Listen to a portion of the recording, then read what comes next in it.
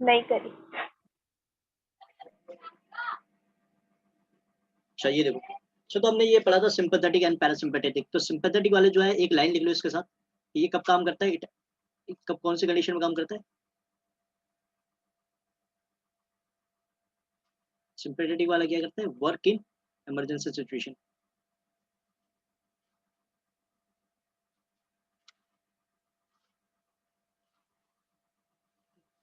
और ये क्या करता है, ये कब काम करता है, ये उस समय काम करता है जब एनर्जी कंजर्व करनी हो ना, तब कंजर्व करता है इमरजेंसी सिचुएशन चली गई। जब कंजर्व करनी हो एनर्जी, है ना। और प्रमोट करेगा non emergency function and promote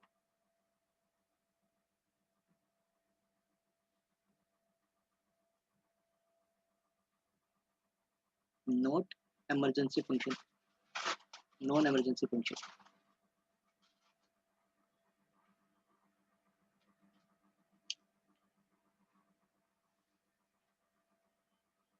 ठीक है, तो ये आपको ये पता होना चाहिए, बाकी तो आपको कहानी समझ में आई गई थी ना, इसमें क्या ही बताना। ठीक है, ये सारे कुछ फंक्शन है जो आपको पता होने चाहिए।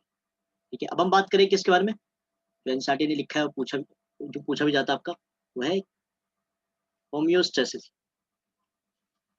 तो क्या होता है होमियोस्टेसिस, किसे कहते हैं।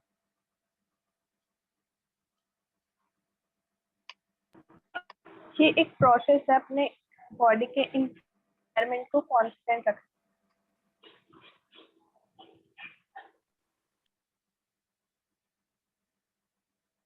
बाकी सब बताओ, इसको कुछ नहीं पता, इसके बाद मत सुना करो।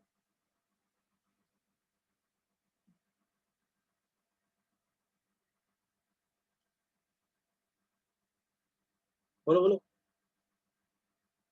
what is homeostasis? The term was given by Walter D. Cannon. The term was given by Walter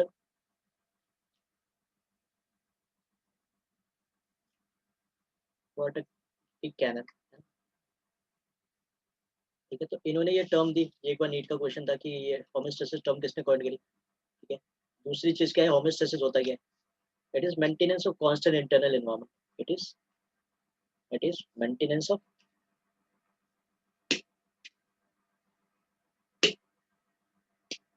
of constant internal environment.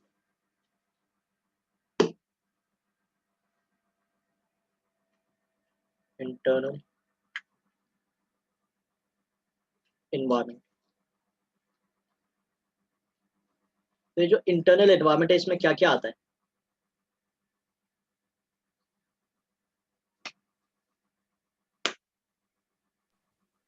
It involves, internal temperature.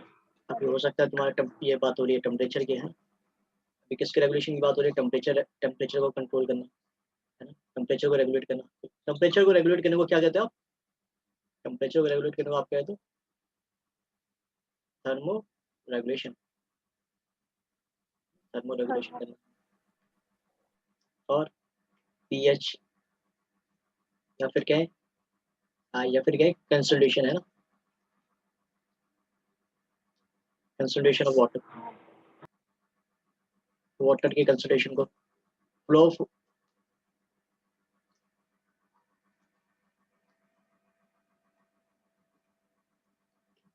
Of water को रेगुलेट करना।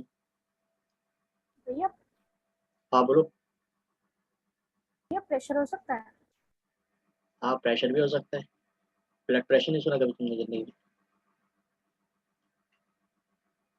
प्रेशर भी हो सकता है बिल्कुल। मैं कंफर्म कर रहा हूँ बस। हाँ हो सकता है भाई, बिल्कुल हो सकता है। ऑस्मो रेगुलेशन, इसे क्या कहते हैं, ऑस्मो रेगुलेशन।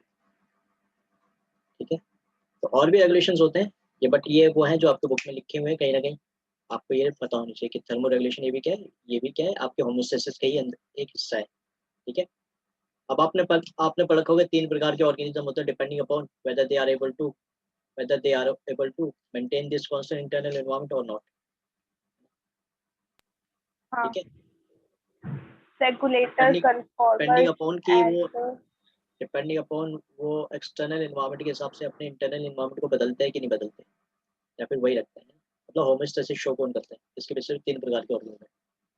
ये मान लेते हैं ये मान लेते हैं आपका एक्सटर्नल एनवायरनमेंट है जो इस डायरेक्शन में जाते जाते चेंज हो रहा है ना, दिस इज चेंज इन, है ना, ये जो एक्स एक्सेस पे दिखा रहा है और ये जो वाई एक्सेस पे क्या दिखाया जा रहा है, वाई एक्सेस पे दिखा रहा है ये there is a internal environment. Internal environment मतलब एक सेल के अंदर का एनवायरनमेंट होता है और एक बॉडी के अंदर का एनवायरनमेंट होता है, ठीक है। तो मैं दोनों के अंदर की बात कर रहा हूँ, सेल के अंदर के एनवायरनमेंट की भी बात कर रहा हूँ, मैं बॉडी के अंदर के इंटरनल एनवायरनमेंट की भी बात कर रहा हूँ, ठीक है। तो वह क्या एक्सटर्नल एनवायरनमेंट चेंज हो रहा है but body environment, internal environment constant है, यानी बॉडी टेम्परेचर कांस्टेंट है। मान लेते हैं 37 डिग्री सेल्सियस, बाहर का टेम्परेचर 45 डिग्री सेल्सियस हो गया, तब भी वो अंदर उतनी है। मान लेते हैं वो पॉइंट है जब बाहर का टेम्परेचर 28 डिग्री सेल्सियस है ना, मेरी बॉडी का टेम्परेचर इस समय क्या है 37 डिग्री सेल्सियस, ठीक है। मैंने और कम कर दिया, मैंने और इन एक्सटर्नल एनवायरनमेंट कम कर दिया, मैं ठंडी जगह पे चला गया 10 डिग्री सेल्सियस वाली जगह पे, फिर भी मेरी बॉडी का टेम्परेचर 37 डिग्री सेल्सियस है। तो we are an example of, किस चीज़ का एग्जाम्पल है, हम हम किस चीज़ के एग्जाम्पल है जो, रेगुलेटर। हाँ हम रेगुलेट कर सकते हैं, तो वी आर रेगुलेटर, ठीक है, रेगुलेटर, हम रेगुलेट कर रहे हैं अपने बॉडी के टेम्परेचर को, है ना। अच्छा, एक कुछ ऐसे बंदे भी होते हैं जो क्या होता है, जैसे एक्सटर्नल एनवायरनमेंट चेंज होता है वैसे अपनी बॉडी के अंदर भी चेंजेस लेकर आते हैं, है ना। They also bring changes inside their body as there is a change in, as there is a change in external environment. तो जैसे जैसे बाहर बदलाव होगा वैसे वैसे अपने शरीर में बदलाव करेंगे, इन्हें क्या कहता है, कन्फॉर्मर्स, कन्फॉर्मर। कन्फॉर्मर्स। अच्छा, और एक ऐसे भी बंदे होते हैं जो कुछ हद तक बॉडी को रेगुलेट कर पाएंगे, कुछ एक रेंज होती है जिसके अंदर वो, जिसके अंदर वो रेगुलेट कर सकते हैं, उसके बियॉन्ड या फिर उस रेंज के अलावा अगर वो जाएंगे तो सिंपली वो कन्फर्मर की तरह एक्ट होने लग जाएंगे, ठीक है। तो इन्हें क्या कहते हैं, पार्शियल रेगुलेटर, मतलब कुछ एक पार्शियल रेंज में वो अपने आप अपने टेम्परेचर को रेगुलेट कर पाते हैं, यानी कि कांस्टेंट मेंटेन कर पाते हैं, फिर उसके बियॉन्ड वो क्या करते हैं, दे स्टार्ट इंक्रीजिंग और डिक्रीजिंग टेम्परेचर, है ना। जैसे कि इस रेंज में वो मेंटेन कर पा रहे हैं, फिर यहाँ से इंक्रीज करना शुरू कर जाए वेदर जो भी है, ठीक है। तो इससे क्या कहते हैं, पार्शियल रेगुलेटर। तो ये तीन चीजें क्या क्या, एक रेगुलेटर, एक है एक है रेगुलेटर, कन्फॉर्मर। एक है रेगुलेटर, दूसरा है कन्फर्मर, तीसरा पार्शियल रेगुलेटर। ये आपके इकोलॉजी में दे रखा है, ठीक है। बट ये ऐसा जरूरी नहीं कि इकोलॉजी का हिस्सा ही आपको पता होना चाहिए। तो हम किस में आते हैं, रेगुलेटर में। रेगुलेटर्स में आते हैं ना। तो ह्यूमन बींग्स कम्स अंडर, है ना, ज्यादातर स्पेशल रेगुलेटर के अंदर आती है, ठीक है। भैया पार्शियल वाला रिपीट कर।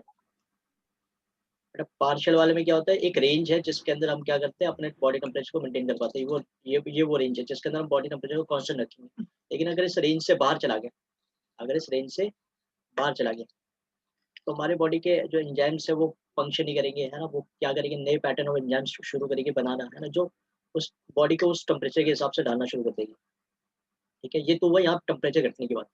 अगर टेम्परेचर बढ़ेगा भी तब भी वो सेम तरीके से एक्ट होगा, है ना। मतलब एक पार्शियल रेंज है, ये वाला पोर्शन नहीं दिखाया, और ये मैंने अपनी तरफ से एक माना है कि ऐसे ही होता होगा, ठीक है। ठीक है, कि मुझे ऐसा लगता है कि वो आगे जाके इंक्रीज करना चाहिए,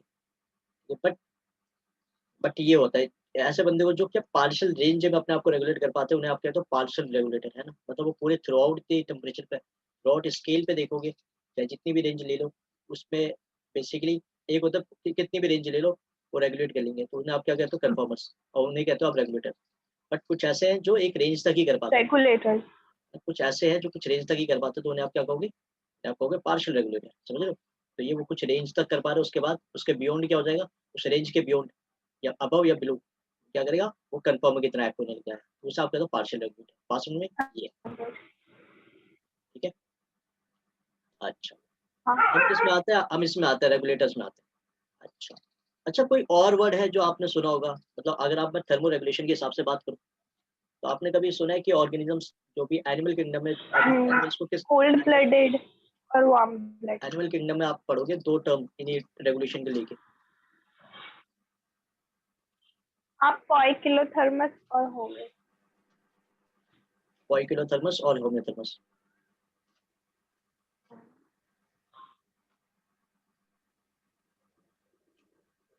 पोइकिलोथर्मस कोल्ड ब्लडेड होता है और होम्योथर्मस वार्म ब्लडेड।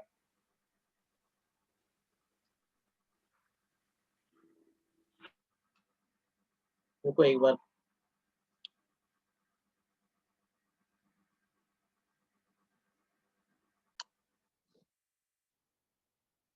ठीक है। तो हीमोस्टेसिस, तो एक टर्म होता है होम्योस्टेसिस। होम्योस्टेसिस का मतलब क्या होता है? Maintenance of constant internal environment, है ना। अब इंटरनल एनवायरनमेंट क्या आता है? टेम्परेचर आ सकता है तुम्हारा, और वाटर कंसंट्रेशन और फ्लो ऑफ वाटर आ सकता है, जैसे आप ऑस्मोसिस कहते हो। ठीक है, तो टेम्परेचर रेगुलेशन को थर्मो रेगुलेशन कहते हैं, और फ्लो ऑफ वाटर रेगुलेशन को क्या कहते हैं? ऑस्मो रेगुलेशन कहते हैं, है ना। ये आपने इकोलॉजी में एक कर्व देखा होगा, एक ग्राफ है ये, जो आपको पता होना चाहिए। बेसिकली बहुत सारे एनिमल्स को क्लासिफाई भी करता है। एनिमल्स को इसने दो चीज़ों में क्लासिफिकेशन करी है। इसने कहा है कि एक कन्फर्मर्स होते हैं जो अपने बॉडी टेम्परेचर चेंज करते रहते हैं, जैसे एक्सटर्नल एनवायरनमेंट चेंज होगा, जैसे एक्सटर्नल एनवायरनमेंट चेंज होगा उसी हिसाब से अपने इंटरनल एनवायरनमेंट को भी बदलेंगे। और एक आते हैं आपके, और एक होते हैं आपके रेगुलेटर्स, जो अपने बॉडी टेम्परेचर को कांस्टेंट मेंटेन करके रेगुलेटर्स। रखेंगे, है ना। और एक होता है पार्शियल रेगुलेटर, जो एक रेंज में ही अपने आप बॉडी टेम्परेचर को कांस्टेंट मेंटेन करेंगे।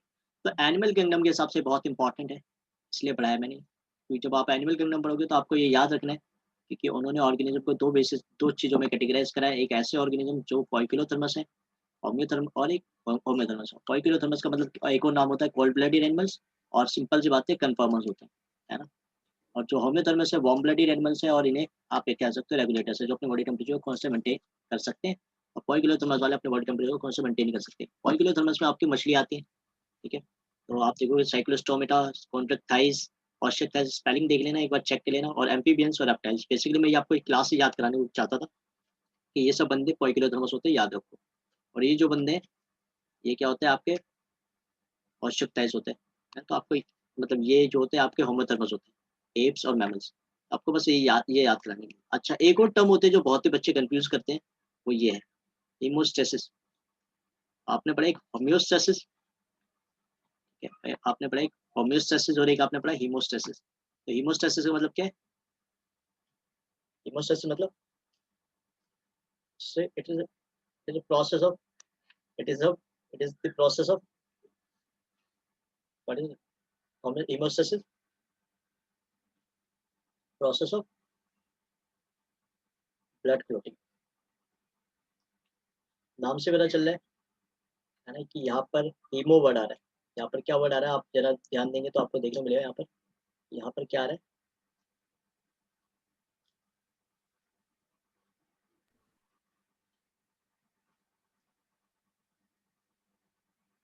आपको यहाँ पर देखने को मिल रहा है हीमो वर्ड आ रहा है ना। तो ये जो हीमो है, इसका मतलब क्या होता है? आपने पढ़ा होगा हीमो वर्ड क्या होता है? ब्लड के साथ रिलेटेड होता है। Study of blood is known as haematology. तो यहाँ पर भी हीम वर्ड आ जाए, इसका मतलब क्या है? ब्लड। हेमेटोलॉजी मतलब क्या होता है? Study of blood.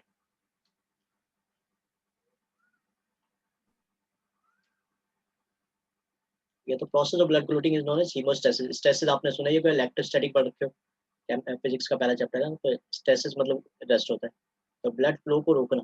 तो that is the process of blood clotting, simply उसको आप क्या कहते हैं? हीमोस्टेसिस कहते हैं।